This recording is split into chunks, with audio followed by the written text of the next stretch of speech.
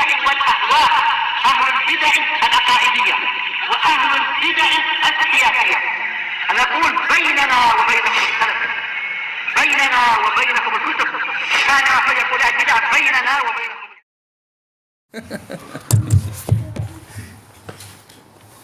Bismillahirrahmanirrahim. Qala al-Imam an-Nawawi rahimahullah, al-haditsus sabi' asyar, hadis yang ke-17. Wa an Ummi Salamah radhiyallahu anha, Hindun binti Abi Umayyah. Abu Umayyah namanya Hudzaifah, Hindun binti Hudzaifah. Anna Rasulullah sallallahu alaihi wasallam qala, innama ana bashar. Aku ini hanyalah manusia biasa. Wa innakum tahtasimuna ilai. Dan sesungguhnya kalian itu berselisih kepadaku. Yaitu apa? Kalau terjadi kegaduhan atau terjadi perselisihan, akan menghadap Rasulullah untuk berhukum kepada beliau. Wala alla ba'dakum ayyakuna alhana bihujjatihi min ba'd. Dan boleh jadi sebagian dari kalian itu alhan, yaitu lebih mahir di dalam menyampaikan hujahnya, lebih pandai bersilat lidah daripada yang lain. Fa aqdilahu binahwi ma asma. Maka aku memberikan keputusan untuk dia, lahu, yaitu untuk keuntungan dia, bukan alaihi, seperti apa yang aku dengar, sesuai dengan siapa yang hujahnya lebih kuat. Faman qadaitu lahu bihaqqi akhi.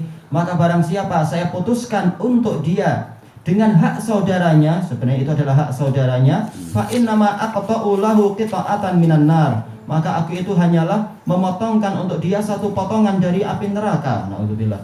Muttafaqun alaih. Alhan a'lam, lebih tahu bagaimana cara bersilat lidah. Baik.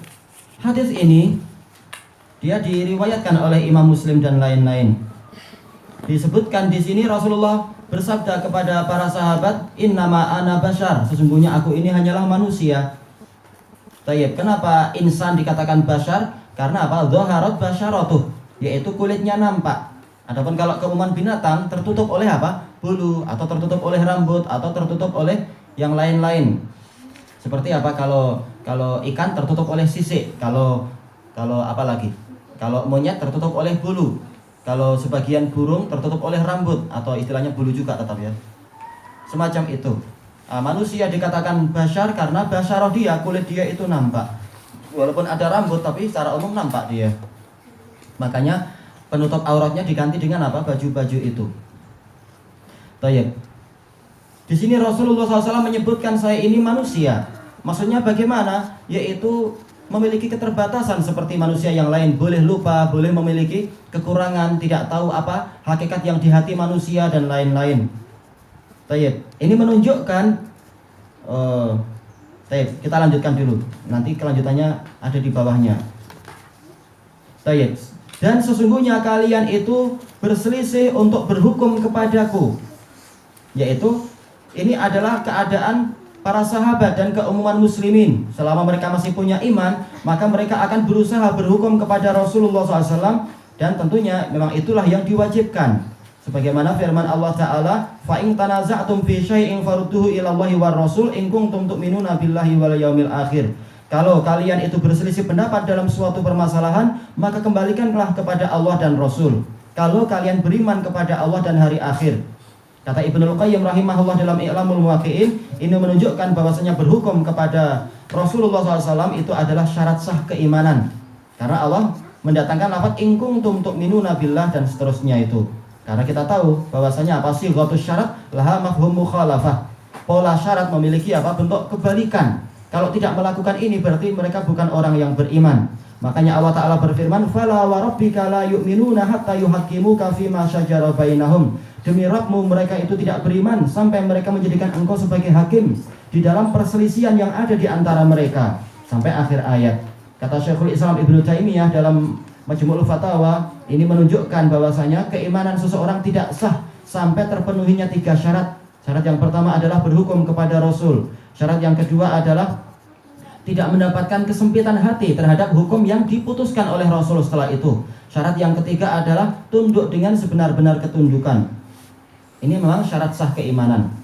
Cuma masalahnya apa? Ada sebagian orang yang berhukum kepada Rasul tetapi apa? Boleh jadi dia akan menggunakan kemampuan untuk bersilat lidah.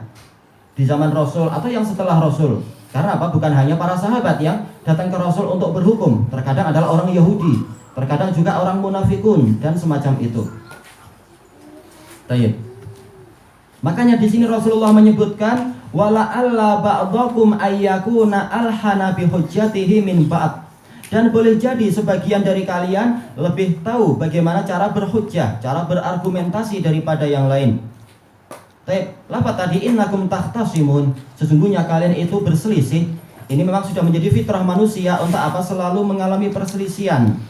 Wala yazaluna mukhtalifina illa ma rahima rabbuk. Terus-menerus mereka berselisih kecuali orang yang dirahmati oleh Rabbmu. Memang ini adalah apa? Karakter manusia. Sebagaimana dijelaskan oleh Ibnul Qayyim di akhir-akhir, tidak terlalu akhir tapi termasuk akhir-akhir dari kitab beliau As-Sawa'iqul Mursalah, bahwasanya perbedaan pandangan dan perselisihan itu akan terus terjadi di kehidupan manusia, sebagaimana terjadinya perbedaan antara yaitu akal-akal mereka dan ilmu mereka. Semakin beda ilmu dan akal, maka akan semakin banyak perselisihan. Yang ini paham, yang ini belum paham, atau yang ini paham tapi yang ini lebih paham keadaan, dan seterusnya dan seterusnya. Maka perselisihan itu akan terus terjadi. Tapi apa? Allah Ta'ala telah memberikan bimbingan bahwasanya apa? Kalau terjadi perselisihan, kembalikan kepada Allah dan Rasul-Nya. Karena itulah hukum yang sebenarnya, dan itulah akan didapatkan keadilan. Karena Rasulullah telah mengatakan apa? Waihak man lam ya'dil idza lam a'dil. Siapa lagi yang mampu berbuat adil kalau aku tidak berbuat adil? Menunjukkan hukum Rasulullah itu dijamin adalah hukum yang adil. Cuma masalahnya sekarang adalah ya Allah. Boleh jadi sebagian dari kalian itu dia lebih pandai di dalam mengemukakan hujah daripada yang lain. Fa aqdilahu binahwi ma asma. Lalu aku memutuskan untuk keuntungan dia sebatas apa yang seperti yang aku dengar. Dijelaskan oleh Al-Khatib Al-Baghdadi rahimahullah ta'ala dalam Al-Faqih wal Mutafaqih. Demikian pula yang setelahnya yaitu An-Nawawi di dalam Syarah Sahih Muslim. Ini menunjukkan apa? Bahwasanya hakim itu menghukumi sesuai dengan dohirnya. Walaupun boleh jadi di sisi Allah orang ini yang benar, tapi dia nggak punya bukti. Masalah grand tanah barangkali, grand tanah yang ini dia punya bukti, walaupun sebenarnya dia apa sudah melakukan riswah terhadap pejabat pencatat akta tanah dan semacam itu. Tapi apa? Hakim dilarang untuk menghukumi secara gaib, karena ini di luar apa? Di luar kemampuan jelas. Bukti material. Maka dia harus apa? Memang menghukumi secara dohirnya, iya bukti materialnya itu.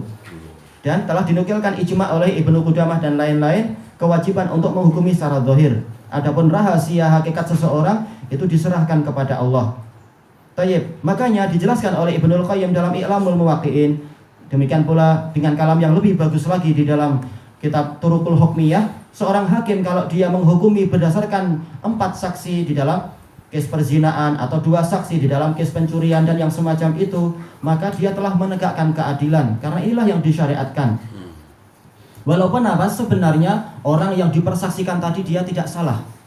Ternyata apa? Saksi-saksinya ini ternyata pendusta. Walaupun apa? Dohirnya dia orang sikoh.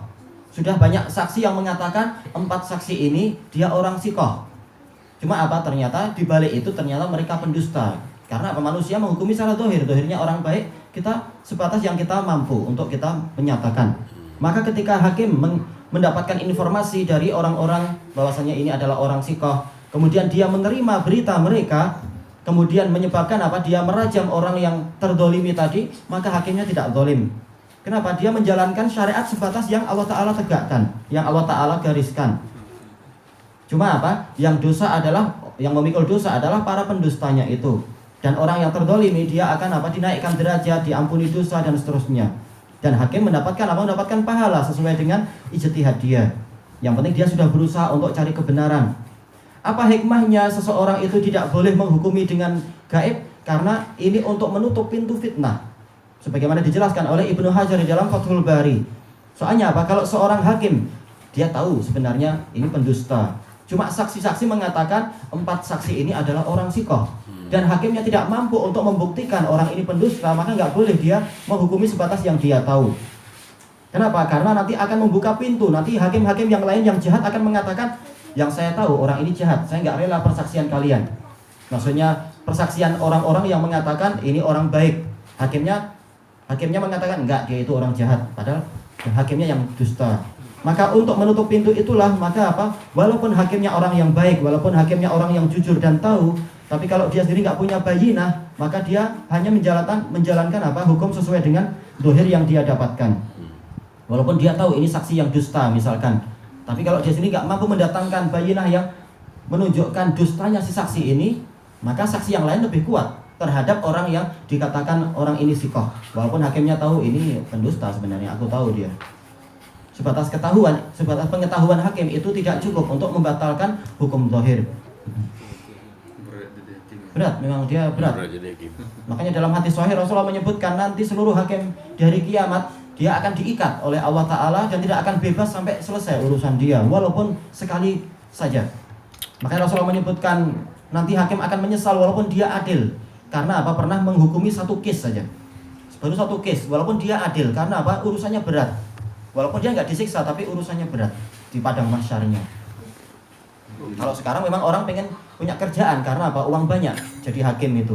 Baik uang resmi ataupun uang yang lewat nggak tahu lewat tingkap atau mana. Nauzubillah. Baik. Cuma di sini apa? Rasulullah SAW walaupun beliau itu diperkuat oleh wahyu dan sebagainya, tetapi beliau sendiri apa? Mensyariatkan kepada umat untuk seperti ini, yaitu apa? Menghukumi sesuai dengan dohirnya. Makanya bagaimana kalau itu terjadi? Diberi jalan keluar oleh Ibnul Qayyim di dalam Turuqul Hukmiyah, yaitu seorang hakim kalau dia memiliki firasat, walaupun ini dohirnya ini 4 saksi yang dohirnya orang-orang baik, tapi hakimnya punya firasat mereka dusta, nggak boleh dia tergesa-gesa menghukumi. Jangan dia karena ini saksi sudah bicara gini sudah. Enggak. Hakim yang pandai dia akan apa? Menunda itu. Jangan langsung memutuskan, tapi apa? Dia selidiki lagi dan dia buktikan baik-baik hakikat yang sebenarnya. Seperti yang disebutkan Ibnul Qayyim, kes-kes yang banyak itu di zaman Ali bin Abi Thalib. Masalah apa itu? 4 orang bersepakat, bersekongkol untuk apa? Untuk mengatakan si wanita ini adalah pezina, agar apa? Wanita ini dirajam. Maka apa? Dan orang tahunya ini orang baik, 4 orang ini 4 soleh. Sebagiannya adalah apa? Adalah tingkatan-tingkatan ulama. Maka apa? Mau tidak mau hakim akan mengharuskan untuk wanita ini dirajam karena yang bersaksi orang-orang baik. Cuma apa? Hakimnya yaitu Ali bin Abi Thalib, dia merasa ini seperti ada sesuatu yang tidak betul. Maka sebelum beliau memutuskan hukuman, maka beliau apa? Memerintahkan orang-orang untuk persidangannya itu diperluas. Orang-orang 3 orang disuruh di tempat yang jauh biar tidak mendengar apa yang terjadi di hadapan Ali bin Abi Thalib. Nah, 1 orang ini yang didatangkan. Kemudian apa? Ali bin Abi Thalib bilang kepada orang-orang di sekeliling, nanti kalau aku kasih apa-apa kalian takbir. Betul. Kemudian apa? Ali bin Abi Thalib tanya kepada orang ini, gimana kamu tahu dia berzina? Oh, di tempat fulani.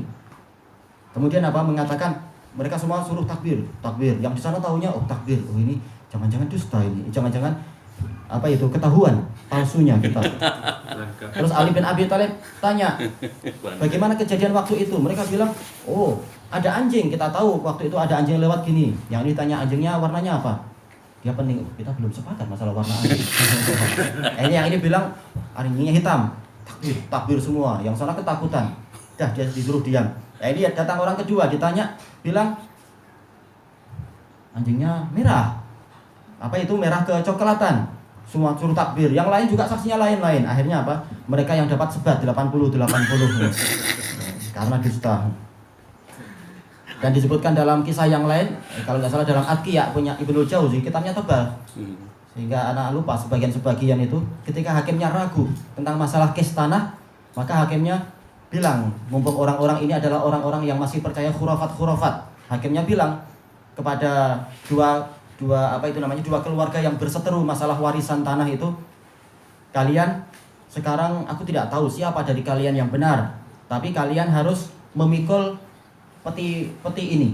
Ini adalah peti pusaka. Kalau kalian dusta, maka kalian nanti akan ketahuan. Maka apa? Maka mereka disuruh untuk keliling mengelilingi tempat yang sangat luas.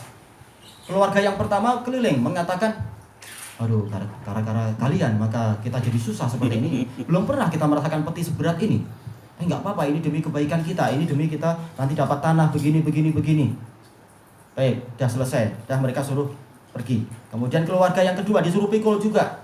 Sebagian mengeluh, ini karena kita ngurus gini akhirnya kita jadi mendapatkan beban seberat ini. Yang lain mengatakan sabar aja, kita yakin kita yang benar, kita yakin ini adalah tanah orang tua kita, begini.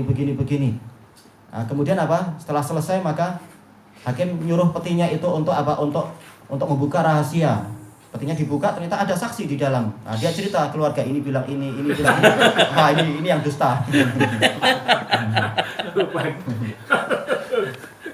Nah, banyak cara untuk membongkar itu siapa yang betul.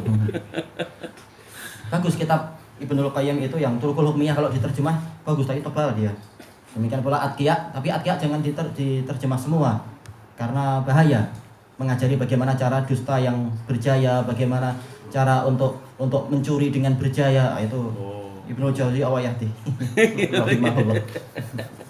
Istilahnya semua kepandaian ditampilkan di situ, pandai yang jahat dan pandai yang baik ada di situ. Iya, teknik yang baik dan jelek ada di situ. Allahu musta'an. Baik, kelanjutannya besok insyaallah, wallahu a'lam.